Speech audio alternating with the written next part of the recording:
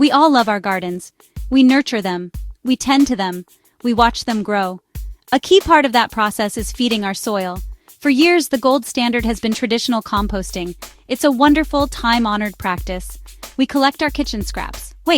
Eventually we are rewarded with rich, dark compost. But this process requires patience. It can take months. Now, imagine creating a powerful, nutrient-rich fertilizer in a fraction of that time. What if there's a method that takes just 3 weeks? It's true. Not replacing composting entirely, this method harnesses the ancient power of fermentation. It transforms your everyday kitchen scraps, vegetable peels, coffee grounds, leafy greens, into a potent elixir for your plants. This process is clean, simple, and incredibly efficient. It doesn't require a large outdoor space. All you need is a bucket, your green kitchen waste, a special activator. Perfect for everyone. Urban gardeners with small balconies, homesteaders with sprawling beds. You can see results in less than a month. To understand why this method is so much faster, we need to look at the science. Traditional composting is an aerobic process. This means it relies on oxygen-loving microorganisms to decompose organic matter. These microbes work hard, but they generate a lot of heat and break down materials slowly. Fermentation, on the other hand, is an anaerobic process. This means it happens in an environment without oxygen. Instead of decomposition, you are essentially pickling your kitchen waste. The process uses a different set of microorganisms, often introduced through a bran inoculated with effective microbes. These microbes work incredibly quickly in a sealed, oxygen-free container. They don't break down the food scraps completely, they pre-digest them. This preserves the nutrients and energy within the waste material, rather than releasing them as heat and gas. Composting breaks everything down into a finished soil-like product. Fermentation preserves the scraps in a highly acidic, nutrient-rich state. The structure of the vegetable peels and coffee grounds will still be recognizable after 3 weeks, but they will be pickled and softened. The real prize is the liquid that is produced during this process. This liquid, or tea, is a concentrated fertilizer packed with the nutrients and beneficial microbes that your plants can absorb almost instantly.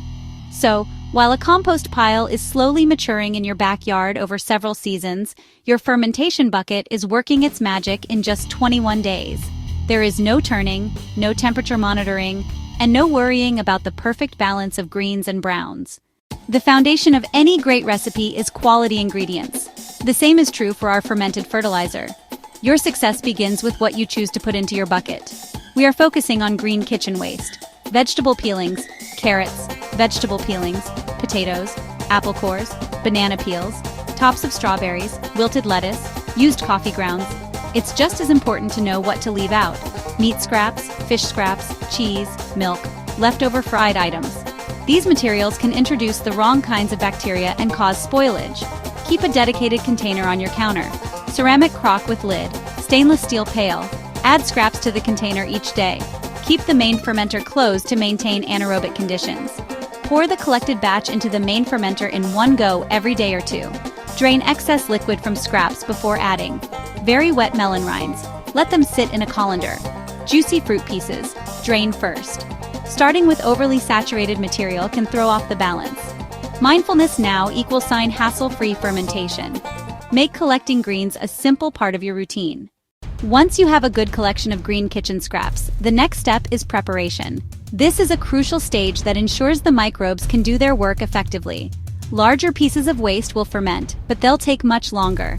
Use a good sharp chef's knife and a sturdy cutting board. Aim to chop your vegetable peels, fruit cores, wilted greens into 1 to 2 inch pieces. This step doesn't have to be tedious. A few minutes of chopping is all it takes. Use a special fermentation bucket, often sold as a bokashi bin. They usually have a spigot for draining liquid fertilizer and an airtight lid. If you don't have one, a 5-gallon bucket with a tight-fitting lid works too. Before your first layer, make sure the bucket is clean and dry. Add a 1 to 2 inch layer of chopped scraps to the bottom of the bucket. Press the layer down firmly with a potato masher, a sturdy plate, or the bottom of a jar. This is very important. Compacting squeezes out trapped air pockets, critical for anaerobic ferment. After pressing, sprinkle on your fermentation activator. Repeat layering and pressing each time you add new scraps. Now we come to the most important part of the process, activating the fermentation. This is what makes the magic happen. Without an activator, your kitchen scraps would simply rot and spoil in the anaerobic environment, creating a foul-smelling mess.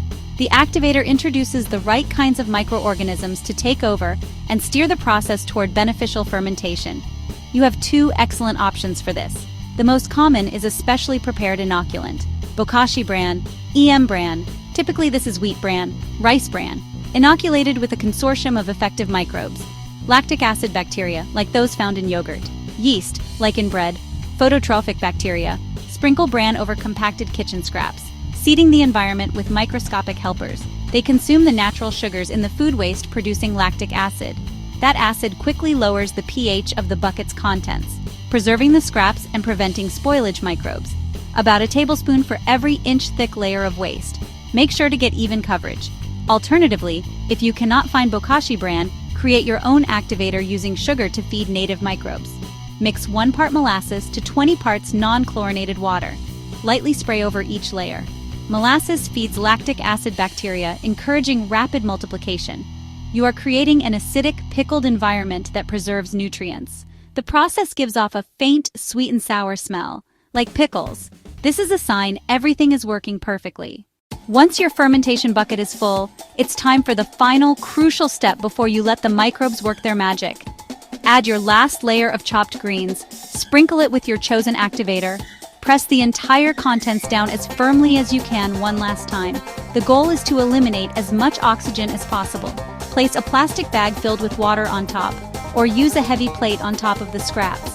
That acts as an internal weight and cover, keeping the top submerged and excluding air. Now seal the bucket tightly, not optional. Make sure the lid is airtight and snug. Once the lid is on, do not open it again for the whole fermentation period.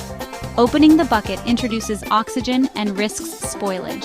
Find a storage spot out of the way and away from temperature swings. Garage, utility closet, shady corner of the patio. Wait 2 to 3 weeks. During that time, the magic happens inside the sealed container. Effective microbes are multiplying. They're pickling the waste. They're breaking down complex organics into simpler forms plants can absorb. You might notice the lid bulging slightly. That's normal. The bulge is CO2 from yeast during fermentation. During these 3 weeks, you'll do one simple task: drain the liquid. A nutrient-rich tea collects at the bottom of the bucket. If your bucket has a spigot, drain every 2 to 3 days. That liquid is potent. Dilute before using in the garden. After 3 weeks, the day has finally arrived to open your bucket. This is the big reveal. Before you lift the lid, prepare yourself for what you will find inside. The contents will not look like dark, crumbly compost. You are not going to see rich black soil. Instead, you will see your original food scraps, still recognizable in shape and form, but clearly changed. They will look pickled and softened, and their colors may be muted. This is exactly what you want to see. The smell is the most reliable indicator of a successful ferment. As you open the lid, you should be greeted by a distinctly sweet and sour aroma, similar to pickles, vinegar, or cider. It might be a strong smell, but it should not be unpleasant or putrid. You may also see a white, fluffy mold on the surface, which is a harmless yeast and another sign of success. Now let's talk about the two products you have created: the solid fermented material and the liquid fertilizer, or tea. If your bucket has a spigot and you've been draining the liquid, you already know about this garden gold. If not, carefully tip the bucket to pour off any liquid that has accumulated at the bottom. This tea is a powerhouse of nutrients and microbes. It is highly acidic and concentrated, so it must be diluted before you apply it to your plants. A good rule of thumb is to dilute it with water at a ratio of 1 to 100. That's about 2 teaspoons of tea per gallon of water. The liquid fertilizer you've drained from your fermentation bucket is the immediate reward for your efforts. It's a fast-acting tonic for your plants. The most important rule is to always dilute it. This liquid is potent and acidic. Applying it directly can burn plant roots. About 1 tablespoon for a 2-gallon watering can. Once diluted, use it to water your plants. In containers, in garden beds. Apply at the soil base, once every 1 to 2 weeks during the growing season. Beneficial microbes will start improving the soil ecosystem immediately. Readily available nutrients provide a quick boost. Vegetables, flowers, herbs, houseplants, you'll see increased vigor, greener leaves. Overall better plant health quickly. Undiluted, it makes a natural drain cleaner. It's full of enzymes and microbes that break down organic matter and odors. Pour a small amount down the drain once a week at night. For solids, burial is key. Dig a trench in your garden bed about 8 to 10 inches deep. Add the fermented solids, mix them with a little soil, and then cover them completely with at least 6 inches of soil. Within 2 to 4 weeks, they'll be gone, releasing nutrients and beneficial life. Perfect foundation for heavy feeders, tomatoes.